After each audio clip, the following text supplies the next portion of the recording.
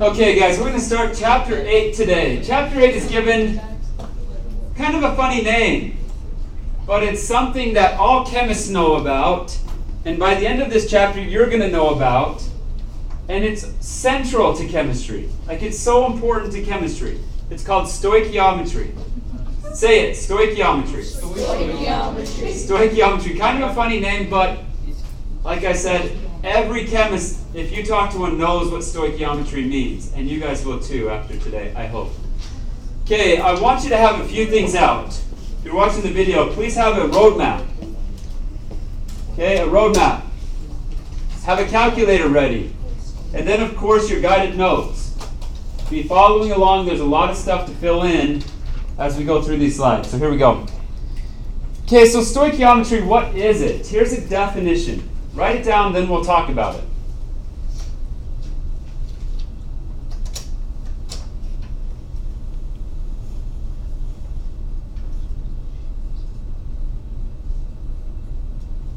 So stoichiometry is the study of quantities.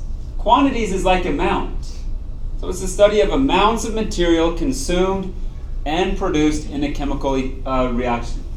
So here's a chemical reaction. Let me see if I can kind of introduce this. Okay, if we've got A plus B, and that goes to C, let's just say it goes to C. Okay, this is a synthesis reaction, right? We got two reactants, one product.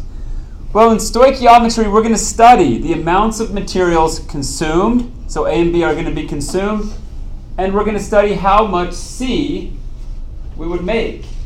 So here's like an introduction. So if I say if you start this reaction with 10 grams of A, what you will be able to do is start your stoichiometry, your calculations with 10 grams of A, and you will be able to figure out how many grams of C you will make. Okay, incredibly useful in chemistry. If you're working in a chemistry lab and you need to make 10 grams of C, well, you can do the calculations in reverse and figure out how much of A and B you would need to start with. Okay. So that's what stoichiometry is. It's studying the amounts of materials consumed and produced in chemical reactions. Okay. Stoichiometry is based on the law of conservation of mass. It's based on the law of conservation of mass, which says what? Do you remember what that is? Yeah, you can't create mass and you can't destroy mass. So if your reactants weighed 20 grams, how much is your product going to weigh? 20 grams. Okay? It's based on that law of conservation of mass. You can't create or destroy mass. So what that means is the mass of the reactants has to equal the mass of the products. So if your reactants, again, if they were 100 grams, what would your products be?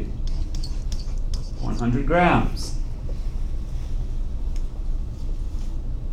So mass of reactants has to equal the mass of the products. Okay, let's go into conservation of mass in a little more detail. Consider this chemical reaction. Okay? Let me ask you some questions about this. What is the mass of the reactants? Could we find that? Yeah, we could. We've got Fe, and how many iron atoms do we have here? 4. So let's look up what Fe is on the periodic table. What's its atomic mass? Rounded to the nearest whole number, it's what?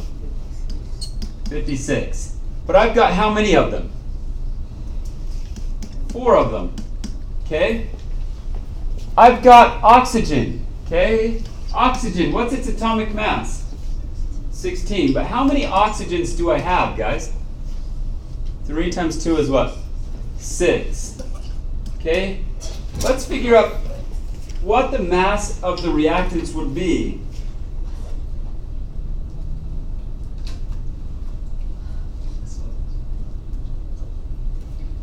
Did you guys get 320? Yeah.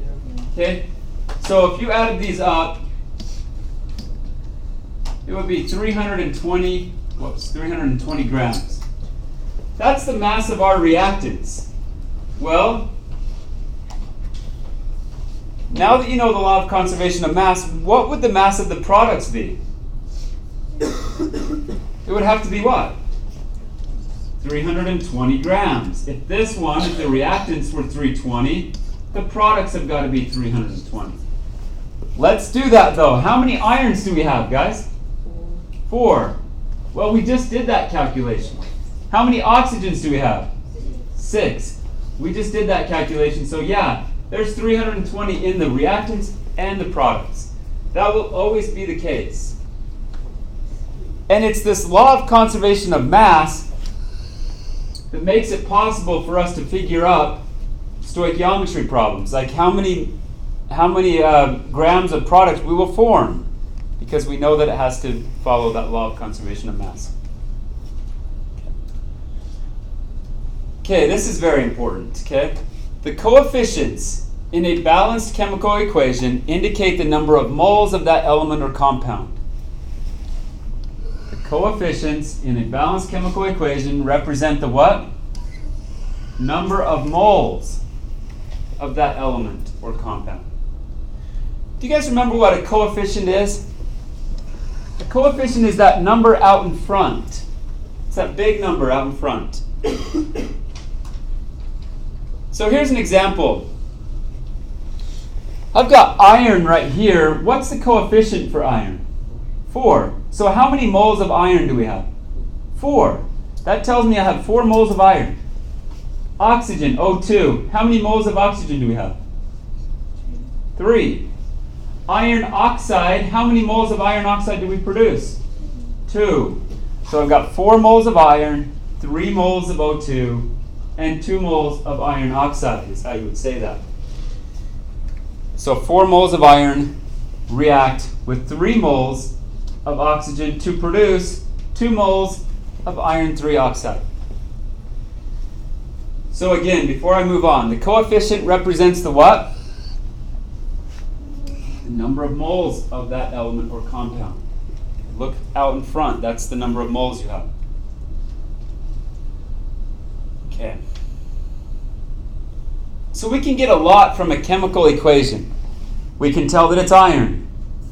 We know that there's 4 atoms of iron. We take the coefficient times it by the subscript, that gives us 4 atoms of iron.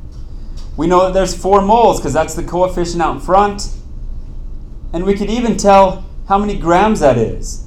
So we take 4 because there's 4 atoms and times it by the molar mass or the atomic mass, we get 319. Okay, so there's a lot we can get from a chemical equation. Okay, practice problem number 1. In this chemical equation, part A says how many moles of C3H8, which is propane, would you have? 1.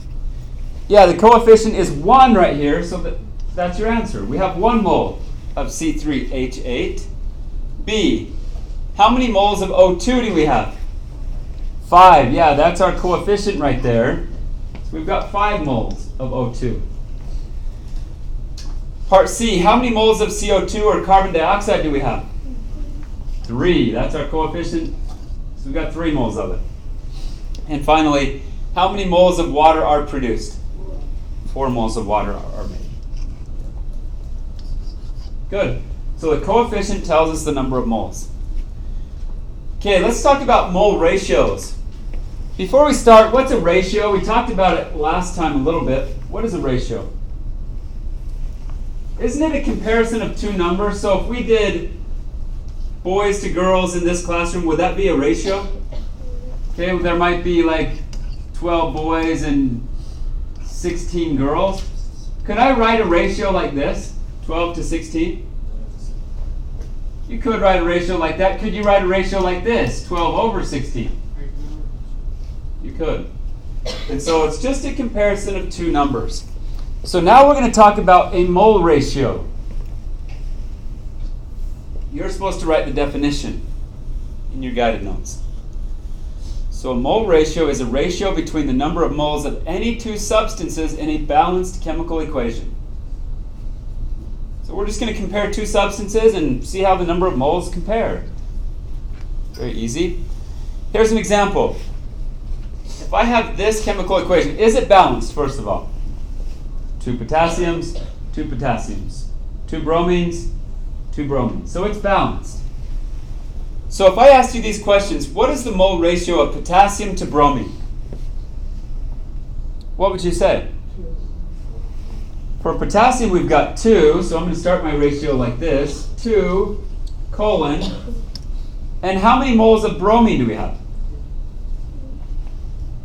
Just 1. This is the bromine. This right here is called potassium bromide. It's a compound. So the bromine right here is just 1. So that mole ratio would be 2 to 1. Okay, let's see if you guys can get this one. What is the mole ratio of bromine to potassium bromide? What's bromine right here, guys? 1. So 1 to, what's the moles of potassium bromide? 1 to 2. So that would be my ratio there. And finally, I think, what's the mole ratio of potassium to potassium bromide? Okay, potassium is 2. And potassium bromide is also 2. Okay, now when you get a ratio like that, can you reduce it? Sure, you could leave it 2 to 2, or you could reduce it to what? 1 to 1. Okay. And it doesn't matter. All right, practice problem number 2. Let's go through it. It says, determine all the possible mole ratios for the following balanced chemical reaction. So it is balanced. A quick check here. We got 4 aluminums, 6 oxygens, 6 oxygens. Okay, so it is balanced. So I want you guys to write down all the possible mole ratios, like maybe aluminum to oxygen, or aluminum to aluminum oxide, or oxygen to aluminum oxide. Okay, determine all of those and write them there.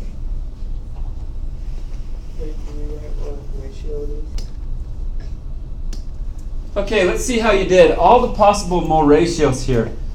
So I've got aluminum to oxygen.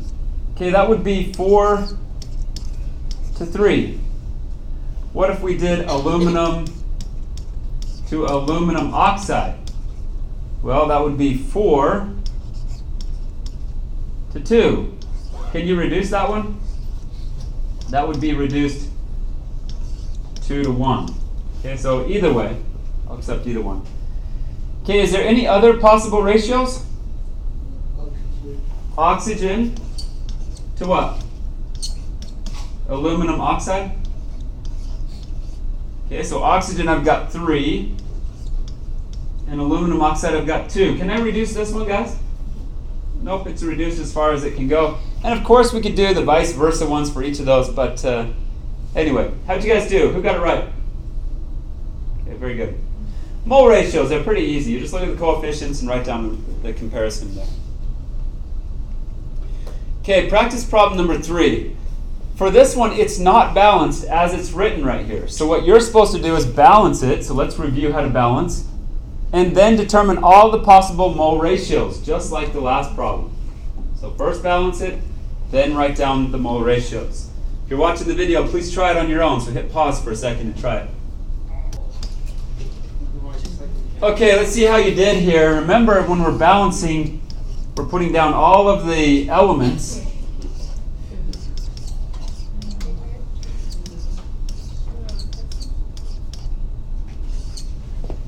Okay, how many zincs, guys? Help me out. 1. How many oxygens? How many hydrogens? Chlorines? Zincs? Oxygens? Hydrogens? Chlorines? Okay, my zincs are already balanced, my oxygens are already balanced. How do I balance the hydrogen? Put a 2 right there, that gives me 2 hydrogens, but did it also change my chlorines? The answer is yes, it did. So now, that's it. How many of you guys got it balanced correctly? Okay. Now let's write the mole ratios, okay? I can do zinc oxide to HCl, which is 1 to 2. I could do zinc oxide to zinc chloride, which would be what? 1 to 1, wouldn't it, guys? I could do zinc oxide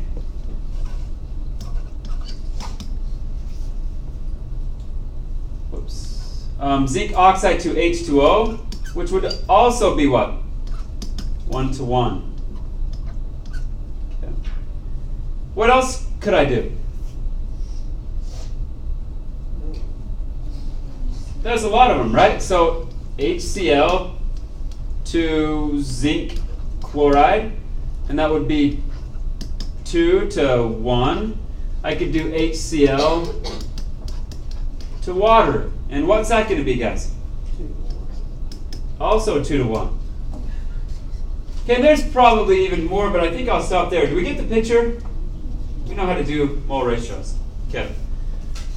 All right, I've got some extra practice here if we need it, but I don't think that we do. We're going to move on. So this could be the most important point of this whole chapter right here, guys. Okay, in order to do stoichiometry calculations, you've got to begin with what? A balanced chemical equation. If you don't balance it, your stoichiometry calculations will never be right. So we've got to start with a balanced chemical equation. So just a reminder to check it and make sure that you are balanced. Okay, so is this one balanced? Quick check, 4 irons, 4 irons. 6 oxygens, 6 oxygens. So yes.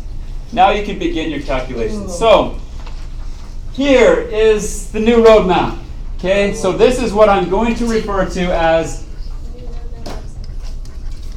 roadmap. Okay, we can take that one from chapter 7 and throw it away. How come? Isn't the one from chapter 7 just this one? Okay? Yeah, this is the same thing as chapter 7. And guys, look. It's kind of a mirror image of each other, right? This is the same roadmap that we have learned. So the only thing new, let me underline what's new. Now we have reactants, and I'm going to call the reactants A. Okay? Now we have products, and I'm going to call the products B. So now we have a chemical equation. We've got A for reactants and B for products. And there's only one more step that's new, this step right in the middle, in order to go of moles of reactants to moles of product. This is called the mole ratio. That's why we spent so much time in the last few practice problems learning mole ratios. That's all you got to do. Okay? So let me show you how easy this would be. If I gave you the mass of some reactant, so let's say A plus B goes to C again. If I give you the mass of A is a reactant, so you've got to start on the reactant side. You've got to start here. And I wanted you to go to mass of C. So I want to know how many grams of C. Well, you would have to start with your mass of A here, go across the roadmap to moles, then look at the bridge. You got to cross this one. Here's a new conversion factor. Moles of B, which is moles of the product, over moles of A, which is the reactant. That gets us to moles of product. We come down here to the bottom bridge that goes across, and you've got it. It's really not that much more than what we've already learned. Okay. So please have this out. If you're watching the video, please have this roadmap out, and you guys, please bring it every day in class for the next week. And you'll learn how to use it. It's not that bad. It's pretty easy. It looks more intimidating than it actually is. Okay, I've put together some steps that will help students. If you guys will do these steps, these stoichiometry problems will be so easy. Okay? Step number 1 is to make sure that you're dealing with what kind of an equation? Balanced. It's got to be balanced. Okay? So if it's not, you're going to have to balance it first. Step 2. Determine what is given in the problem.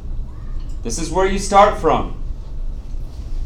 Underline what they give you. Okay? Underline what they give you. Then look at the roadmap to see where you're at. You've got to know where you're at on the map in order to map out a destination. Step 3, look at what the problem is asking for and circle it. Okay? We circle what it's asking for. Then again, you look at the roadmap and see where your destination is. Then number 4, Remember, to go from reactant to product, you must first convert to moles of the reactant, then use mole ratio to get to moles of a product. So when you cross over from reactants to products, or vice versa, you've got to do the mole ratio thing.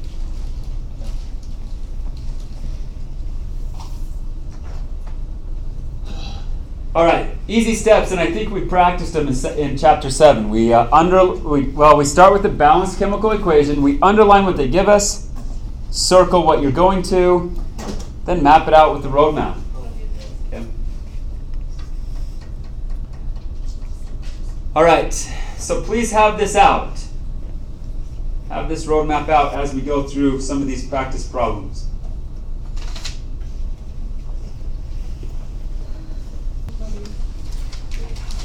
Okay, I want you to write something on your roadmap. So if you're watching the video, please add this to your own roadmap, okay?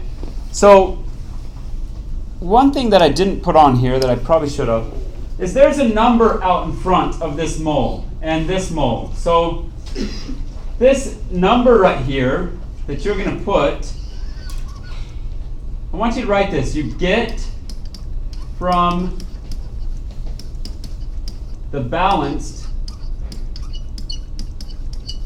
chemical equation. And that will make sense when we go through a problem, but these numbers, this coefficient in front of mole B and this coefficient in front of mole A, so these numbers right here, you're going to get them from the balanced chemical equation. So please write that on your roadmap. It's the same thing for down here too, but I think we'll remember it. Okay, those numbers you will get from the balanced chemical equation. All right, let's try a few problems, okay? Practice problem number 4.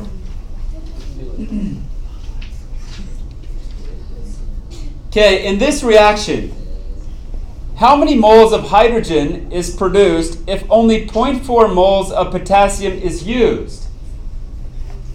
Okay, first of all, we have to make sure that what is balanced? The equation. We've got 2 potassiums. How many on this side? 2. How many hydrogens? 4. We've got 2 right here and also 2 there, so that's 4. How many oxygens right here? 2. And how many right here? 2. Okay, so are we balanced? Yes. That's step 1. Okay. What should we underline for step 2? What did they give us? Good. 0.04 moles of potassium. That's what they gave us. Always look to the number that they have and the units there. Okay, that's what they're giving us. What are you circling? What are we trying to go to? Moles of hydrogen. Good. Moles of hydrogen. All right. Now let's look at the roadmap and see what we've got to do. It's a little more complicated now that we have reactants and products. We're starting with potassium. Where do you see potassium up here, guys? Potassium's right here. Okay, so I'm at moles. Is this a reactant or a product? It's a reactant. So I'm right here at moles of reactant. Okay. What did you circle? That's where we want to go. We want to go to moles of hydrogen. Well, where do you see hydrogen here? On the H2. Right here. Okay, that's a product, isn't it? So we want to go to moles of a product. So I want to come over here. Now let's map this thing out. What do we got to do? Which bridge do I cross? This top one or the bottom one?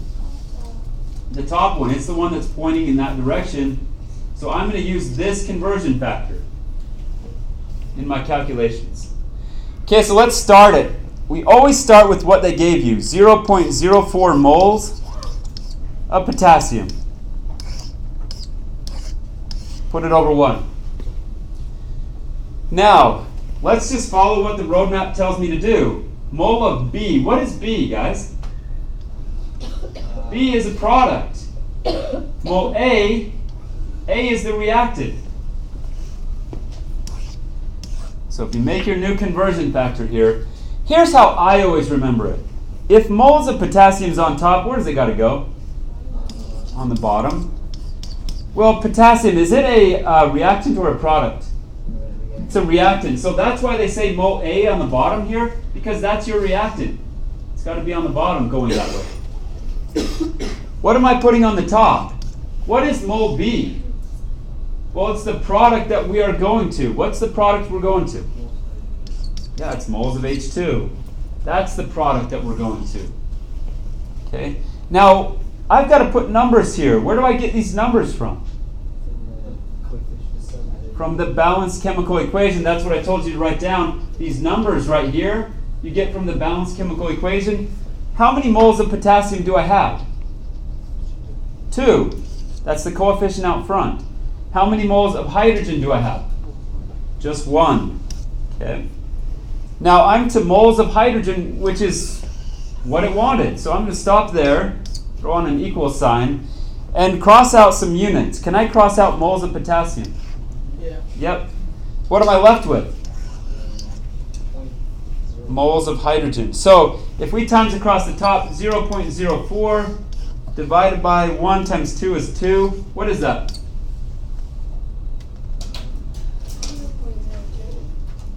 0.02.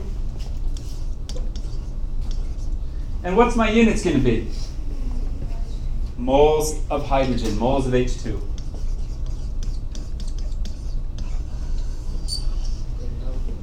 Okay, guys, that's pretty much the new part. Can we handle that? Yes. Okay, that's pretty much it. But I've got some more practice problems to go through. So yeah, we got it right. Okay, practice problem number 5. I want you guys to try this one on your own. You've seen me do one. You guys do the same thing, okay? Make sure it's balanced. Underline what they give you. Circle what you're trying to find. Map it out on that road map there. And see if you can get the answer right, okay? If you're watching the video, please hit pause and try it. Okay, so there's actually 2 parts to this question. Part A, answer that one, and then answer part B. Okay, guys, let's see how you did. If we look at part A, I hope that you underline 1.5 moles of S8 and that you circled moles of CS2. But first of all, is it balanced, guys? It is balanced. Okay, you can quickly look across there, and it is balanced. So now we can start our calculations. Let's start with what they gave us, 1.5 moles of S8. Put it over 1. Let's go to the road map now and try to map out our calculations and what we got to do. Okay, we're at moles of S8. Guys, is S8 a reactant or a product? That's a reactant. So I'm at moles of a reactant. Here I am. Okay? We've circled because it wants us to calculate the number of CS2, which is a what, guys? Product. So I want to go to moles of a product. Again, I've got to come over here. Let's map it out. Would I take the top or the bottom bridge here? The top bridge because it's pointing that way. Okay, so I'm going to use this conversion factor. Let's just add that in. Okay, now it says mole A, so the moles of reactants got to go on bottom. If you want to use the road map, fine, but I think it's easier to do this. Moles of S8, if it's on top, it's got to come on the bottom. Okay. The mole B that it's talking about is the product. What product are we going to? Well, it's CS2. So I'm going to put moles of CS2 on top. Now, where do I get these numbers from? The balanced chemical equation. We've got to put numbers here. We get them from the balanced chemical equation. How many moles of S8? Yeah, there's just a 1 there. Okay, so I'm going to put 1 mole of S8. How many moles of CS2? 2 moles. All right. Now I'm to moles of CS2, which is what I wanted. I'm going to stop there. My moles of S8 cancel out. So now it's just a math problem. What is 1.5 times 2? That's 3. 1 times 1 is 1, so it's just going to be 3 over 1, which is 3. What's my units? Moles. What substance are we dealing with? CS2. Okay? So you've got to have all of that to get the problem right. How many of you guys got it? Good job. Yeah, it's not that bad, is it, guys? This stuff is not that bad. Okay, let's go ahead and look at B now. How many moles of H2S would be produced? Well, we're still going to start our calculations with the 1.5 moles of S8. Okay, but now we're going to circle moles of H2S. Well, H2S is still a product. So I'm still starting at moles of reactant and going to moles of a product. But the calculation is going to be a little different. Let's find out how. Okay, so we put our new conversion factor in there. We're still going to put mole B over mole A.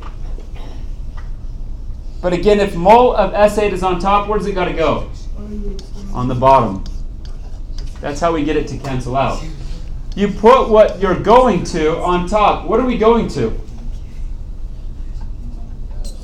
H2S. That's the product that we're going to. So that's the mole B. Now, there should be numbers out in front. Where do I get these numbers that go right here and here? They're in the From the balanced chemical equation. How many moles of S8 again? 1. How many moles of H2S? 4. Okay. So now we're to where we wanted to go, moles of H2S. My moles of S8 cancel out. Guys, what's 1.5 times 4? Huh? 6 what? Moles of which chemical are we talking about now? H2S. How many of you guys got B right? Okay, very good. Hey, let me ask you this. Why did we make twice as much H2S as we did CS2? Because when 1 mole of HS reacts, how many moles of CS2 did we make? 2. But how many moles of H2S did we make? 4. So we make twice as much of the H2S, which is why we made twice as much, right? If you can kind of see that.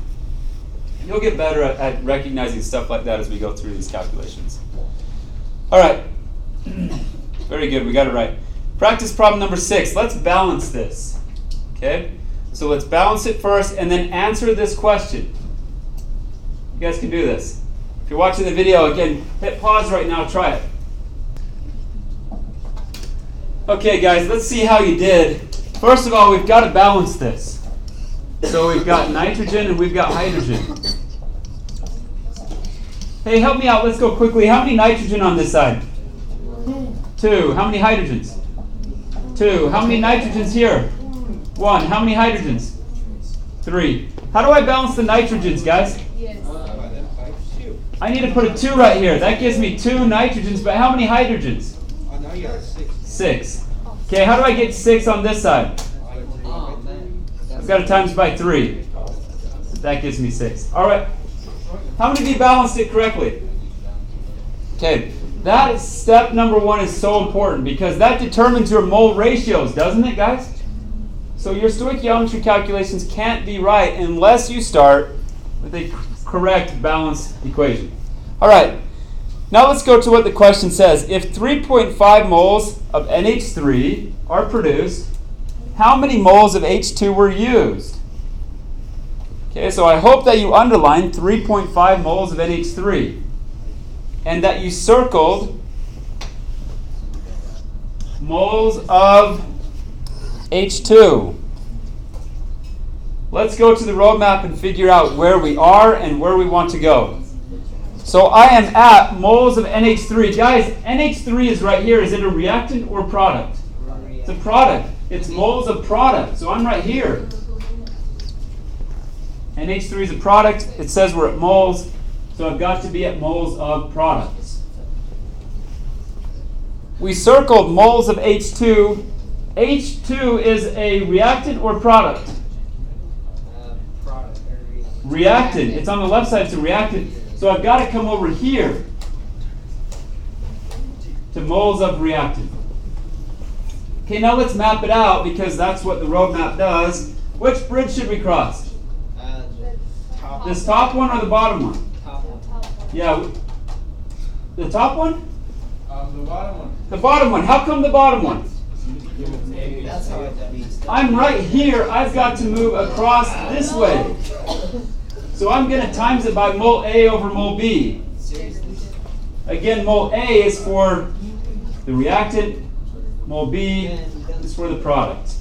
Okay, let's write this down. So 3.5 mole of NH3. Put it over 1. Now we go to the roadmap. It says mole A over mole B. But here's how I prefer to look at it. If moles of NH3 is on top, where's it got to go? Yeah, don't get confused by that, because whatever is here, it's got to come down here to cancel out, right? Yeah. The one on top is the one that we are going to. What are we going to? Moles of what? Moles of H2 goes on top. Okay. All right, now there's numbers that go here. There's numbers. Where do I get those numbers that go here and here? From the balanced chemical equation. How many moles of NH3 did we have? 2. How many moles of H2 did we have? 3. Okay, so that's where I'm getting that. Okay, those numbers go there. Okay, can I stop there with my calculations? I can, can't I? We're at moles of H2, that's what we got right here. I'm stopping. Throw an equal sign on there. What happens to my moles of NH3? Cancels out. So now it's just a math problem. Yeah, let's see. So 3.5 times 3 is 10.5. If we take 1 times 2, that's 2. So how many of you guys got 5.25? 5.25 what though? Yeah, we've got to put the units moles, and the substance we're talking about is H2. Okay. Hey, let me finish up. Is that pretty easy or what? Yeah. That's pretty easy. I hope that makes sense. If you're watching the video, I hope that makes sense. Please have your roadmap out for these questions, a calculator, and you'll get these problems right every time if you're careful like that. Remember the 3 steps. You just got to start with the balanced equation. Underline what they give you. Circle what you're supposed to go to. Use the roadmap. It tells you what to times everything by. It's that easy. Okay, before I end the video, you know enough to do the mole ratio and mole to mole conversion worksheet in the student workbook.